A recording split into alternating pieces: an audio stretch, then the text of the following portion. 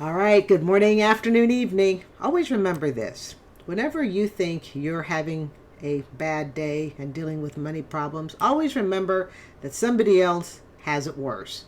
All right? So here we go. We're going to listen to a Dave Ramsey video. My $212,000 student loan is in default. Now then, before we start this video, a very important public service announcement.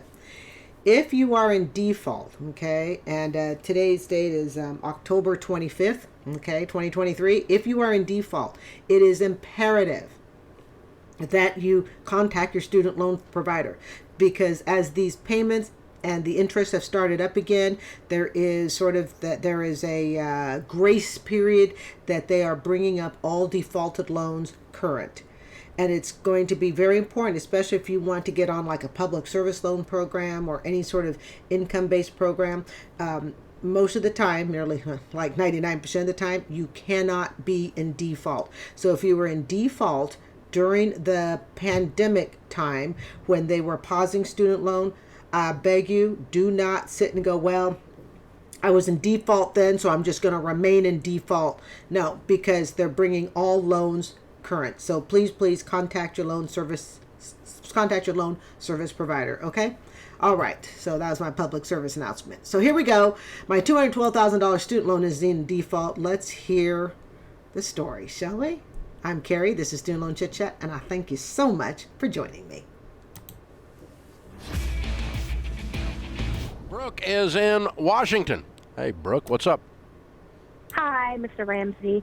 I'm in $212,000 of student loan debt. It's the only debt I have. Wow, are you? I love it when people say, I'm in name six-figure debt, but that's the only debt I have. Okay. A doctor or a lawyer? I went to law school. I am going to take the bar in July. Yay! So, Why are you waiting until July? Well, I took it twice already. Oh, okay. It's hard. I graduated 2017. I failed twice by 6 points both times. Okay. Oh, okay, so she failed twice. You know what this immediately reminds me of? It reminds me of the story that we did. Remember people about 3 weeks ago when this first became a reaction channel? Maybe just about a month ago. Okay, we've been a reaction channel for about a month. And that was the doctor, and he failed the medical. He failed the boards a couple times to the point that I don't even know. And he has like $430,000 in debt. I hope this isn't the same sort of scenario. I don't know anything about taking the law exam, how much money it costs to take it each time and whatnot. But I can learn something. Okay. So my question is, half of that debt is already with creditors. Mm-hmm. Half of that debt is about to be defaulted on. Mm-hmm. What do I do? Oh, how do these people talk so casually? Well, half the debt is with creditors. The other half is expected to be defaulted on. And the other half, we haven't rung it up yet. Maybe it's just my life experience having been in debt so long that it just, I cringe. I cringe. And people can say it so casually. Half the debt is here, and the other half, I've defaulted on this. It's almost like they can ice skate those words. And it's probably because it's a situation they've been in for either a while. They've been in the situation long enough to come to terms with it. I think that's really the reason it can be said so casually. I guess if I look at myself, at one point I could tell you, oh yeah, I have $110,000 in student loans, but it'll be forgiven at some point. Of course, I did know forgiveness was coming, so that was my, that helped me emotionally deal with it. I'm sure it'd been very different if that wasn't going to be the case. I would have planned to retire with it. Not that I would have wanted that, but that's what would have happened. Do with the debt that's already with the creditors, and I don't even know where to start to kind of even start paying it off. And if I can with the creditors, because they want large lump sums. Yeah. Through my 2 bankruptcies, and they weren't even that big of a dollar, I can tell you that the creditors sucked when it came to dealing with them. What was bankruptcy number 1? $23,000 in credit card bills. And then bankruptcy 2, 10 years later, was $16,000 for a car after I'd been laid off twice. And there was no way I could afford the car, which was a ridiculous 40% of my take-home income because I was stupid. Okay? 212,000, and she's failed the bar twice. Now, if there's nothing positive, she's 6 points away. 6 points away. I don't know how much it costs to take the bar each time. I have no idea. Yeah, the collectors. Yeah. Right. If these are collectors, okay, it's because she's in default. I was thinking, if she's in school, wouldn't she be on deferment? I don't know much about law school. Okay, so she clearly she's in default, but she's in law school. Okay, somebody maybe could talk about that in the comments section.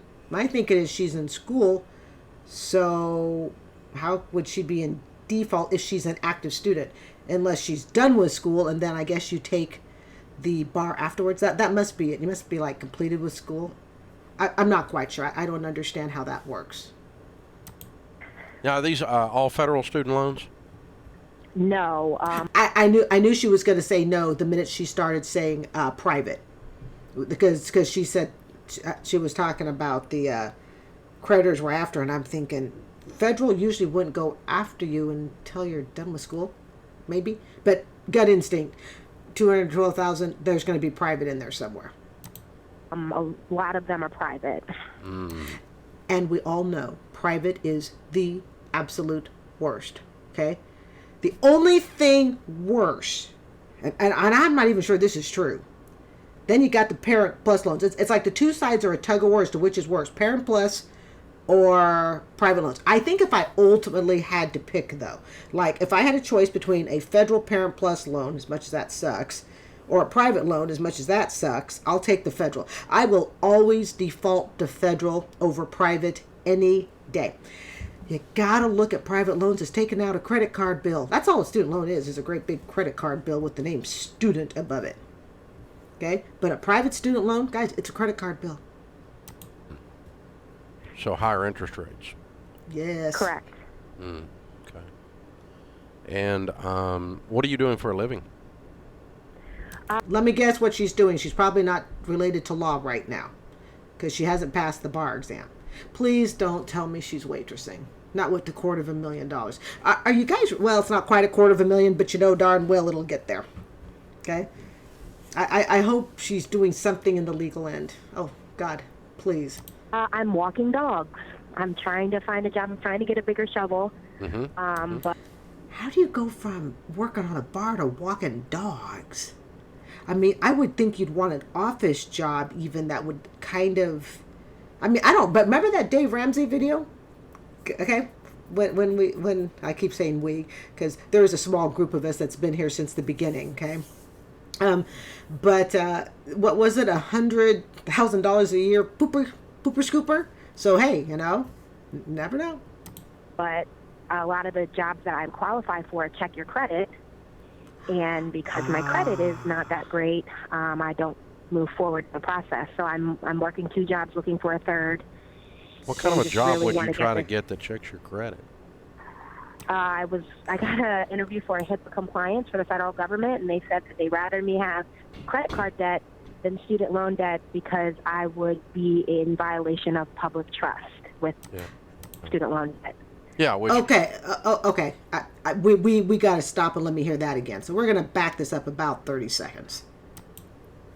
For me, have credit card debt than student loan debt because I would be in violation of public trust with student loan debt. Yeah. Okay. I can tell you my experience in the insurance industry. Okay. The 7 years that I worked in it, but especially the 4 years I worked as a claims adjuster. They really do dot their I's and cross their T's. This was before, you know, so this was after my first bankruptcy. I was in my 20s, but then I went into see, everything in my life is like defined by my bankruptcy dates because I can remember, okay?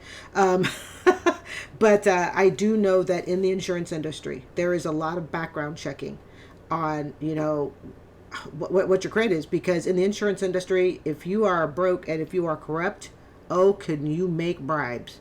Now, I am happy to say I always kept a clean nose, okay? And the few dinners where, you know, clients took us out, they were very, very modest. They were right across the street. It was out in the open in public. I think one company that we worked with, they took a group of us, and I think I worked like a $20 meal. Okay, that's reasonable, that's appropriate. But if you really want to get shisty and you become corrupt in that industry because you owe debt, absolutely, that your background could be an issue. And I had something like a $50,000 approval is what I was able to approve. I believe up to about $50,000. You know, I actually enjoyed the job. I would do it again. To be totally honest, if I weren't a teacher, I'd probably go back into it. I like the way you think as an insurance adjuster. I like the maze that it puts your mind through. Which, makes a lot of sense since they're the ones that make the freaking student loans. Right. God, our federal government is so bass-backward. It's just ridiculous. Unbelievable. So she's going to hold 3 jobs to try to do this. Now remember, people, what have I said about how much this is going to cost? Now she's in default and the interest is clicking. Okay, and by the way, this was 3 years ago. So this was at the start of the pandemic. So maybe she got some grace there. Okay. And of course, all the interest froze. So if she was wise, she took great pains over the 3 years, because this literally was at the start of the pandemic. She took great pains to do anything she could to either drop the debt, better yet, pass the bar. It'd be neat to know she passed the bar, because this is a big student loan bill. And as we know, just because you go into law doesn't mean you're rich. Unbelievable. Yeah, I know. Okay, so, but you're in default either way, so you don't really qualify for stuff where they're doing a security check or a HIPAA check, regardless of what you're in default on. Those protests that sit and go, oh, we should not pay our student loans, just let it go. The one that pays the price when you make a dumb decision like that is you. There are those protests going on. Don't pay your student loans. We're going to pump our fist in the air, walk down, I don't know, Del Mabry in Tampa, I guess. And we're not paying. Well, the only person that hurts is you. That's it. It's the only person. So Right. What else could you do, though? I mean, you got a degree in what, other than jurisprudence? Psychology. Okay. And so you were just trying to use the law background with the feds?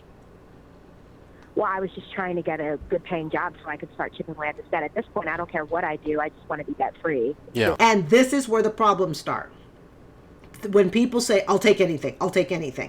And it's that desperation that keeps people from being in the jobs that they majored in. Okay, because they're like, okay, I've graduated, I got to get a job, I have to get any job, I can't wait for the job I majored in, I have to get any job. And when people say, all I want to do is I just want to be debt free. Okay, but you can't be debt free without a plan, a long-term plan. Okay, the time that I really, really focused on being debt free, I mean, I was like, I'm determined. I wanted to be debt free. Was shortly, what was it? It was in 2018, 2019. I was absolutely determined. It's like, I'm ready for it. I'm ready to become debt free, and I will do whatever it takes. And I bought half the housing. I literally wore clothes until there were holes in it. Nobody could see the holes, but I knew they were there. Okay. I mean, I really, really downsized a lot.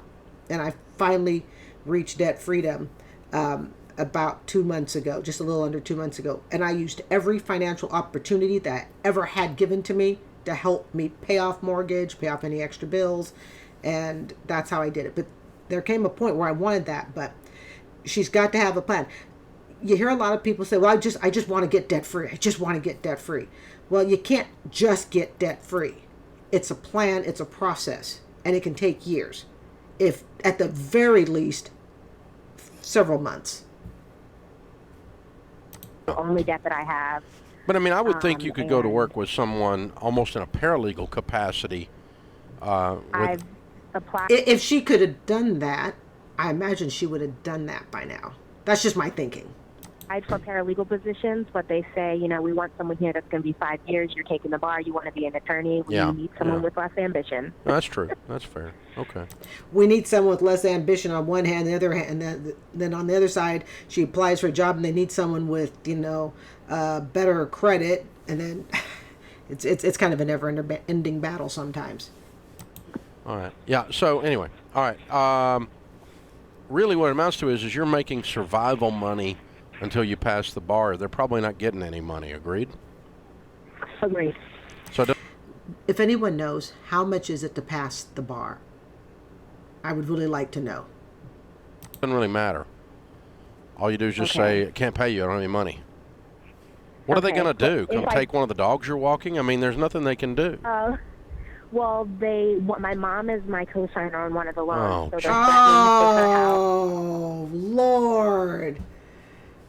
Oh, yeah, I'm rolling my eyes like Dave. I mean, if I know some people are walking when they listen, but if you could see it, Dave just kind of like nodded his head back, and I just groaned. Holy cow, the mother is on this loan. Parents. I plead with you. I am 56. I know I don't have kids. Parents, do not co-sign on loans with your kids and expect them to pay it off. They may run up $212,000 in student loans and become dog walkers. On her card. I don't own anything, but my mom does. Yeah, and that, people, that is why banks want somebody else to co-sign your loan. They know you don't own crap, but they know your parents probably do. They got maybe some stocks. They got some property that may have some equity in it. They probably have retirement accounts. They've worked much longer than you have. And they got some Social Security built up. They can tap that. They can tap anything. It's your parents they want. This, to the federal government, to a private student loan company, it doesn't matter. This is a dream. Yeah, she may be a dog walker nearing $250,000. She's not there yet, but she'll get there. It won't take long. But guess who's on the hook? Mom is. So even if I do get a bigger shovel, is there anything I can do with the Yeah, creditors? once you get your bar passed and you land a good law job, you can begin to attack this because you've got some income. But you're going to have to And that bill is not going to be $212,000. It's going to skyrocket. Please remember, these bills grow fast. If she is not making a couple $1,000 a month payment on this, because what have I said? For about, and I actually looked it up. I don't make these numbers up, and it's also because of what my student loan was based on. Okay, I owed $110,000. My payment was supposed to be about $1,050. So it's easy to just guess. For about every $100,000, plan on paying $1,100, and that's most because these are amortized loans. Most of that's going to go to the interest, with maybe $150, $200 if you're lucky, going towards the principal. have some income Right. to attack this with. You can't attack it with a wish. Right. And so, you know, I don't think they're probably going to do a lot of the stuff they're threatening to your mom as quick as they're acting like. They're just trying to. No, but you know darn well they will do it. They don't have to move quick. They got all the time in the world for this bill to keep on going up. Remember that. It doesn't matter if it's federal or private. They got years. This is why they want you to put your loans in forbearance. That's why. And why, like in my case, when the public service loan forgiveness, the waiver, part of the reason that the waiver came in effect in 2021, okay, October 2021, part of the reason that waiver was written up is what had happened was a lot of the student loan companies, anybody say Fed loan, okay? Companies like Fed loan, which was mine, when I actually called in and I was having a hardship and I said to them, true story, I said to them, look, you know what? I can't make the $500 a month payment. My student loan, until this loan forgiveness program even came down in 2007, was supposed to be $485 a month for 30 years. Yes, $485 a month. Actually, 25 years. It was supposed to be $485 a month for 25 years to Wells Fargo. And then 2 years after I after I finished graduate school, okay, so in about 2008, all of a sudden they revamped the entire thing and it dropped, and that completely changed me financially. But I was supposed to pay $485 a month from the ages of 38 to 62 respectively to Wells Fargo. The original loan was $85,000. Wells Fargo was to profit by $100,000. Yeah, that was my original loan setup. This is why people retire with student loans. It's why they can't save for retirement. Okay, but back to my original point before I digress too far. Okay, part of what happened was I called Fed Loan. It was about the time I was getting divorced. Okay, so it was around 2013, 15, right around there. Okay, and I said to them, I cannot afford the payments. Could I please get my loan on forbearance? Well, what Fed Loan and many other companies failed to do was they were happy to say, oh, of course, Carrie, take forbearance. They put the whole thing on forbearance, and within less than a 10-minute call, you can wash your hands of that debt for, a year or two. What they failed to tell me was you don't need to go into forbearance. There's a program called income-based. And because you are a teacher, we would rather have you go on income-based. We can drop your payment from this $400, $480, and we can drop it all the way down to about $250. And if you can pay the $250, that will allow you to keep on the march towards 120 payments. Are you following me here? But what happened was companies like Fed Loan didn't say that. They just said, sure, Carrie, go on forbearance. And people like me had no idea that there was such a thing called income-based. Now, again, income-based is really only good if you're a public service worker and you're going to stay long enough to get your 10-year forgiveness, okay? Or if you just need it temporarily while you reorganize your other debt and pay it off and then snowball it kind of. And once that debt is paid off, then you take all the money that you were paying towards, let's say, your credit card debt, and now you're going to multiply your student loan debt. Your student loan payment. That's where, possibly income-based would work. But as you know, income-based does not work if it's just, I'm just going to pay income-based for forever and ever. You'll never pay your student loan off because you're not, most of the time, almost 99% of the time, income-based is not enough to reach into the principal that barely pays the interest. So Fed Loan basically failed to tell me and millions of other people like me. They just happily put us on forbearance because that's all we knew. They could have said to me, Carrie, let's keep you off forbearance. Could you afford $200, $250 a month? At which point I would have said, yes, I can afford $200, $250. Great. They would have put me on that. We would have forgotten about forbearance, and I would have stayed on my track of $120 payments. Except when I went on forbearance and I was making no payments, that froze the train moving towards 120 because you have to get 120 payments combined with your 10 years. Okay, that 10 years equals 120. All right. This screwed a whole lot of people over because people like me went, damn, I went on forbearance for 2 years. I lost 2 years that I could have put towards my 120 payments, but instead I got screwed over.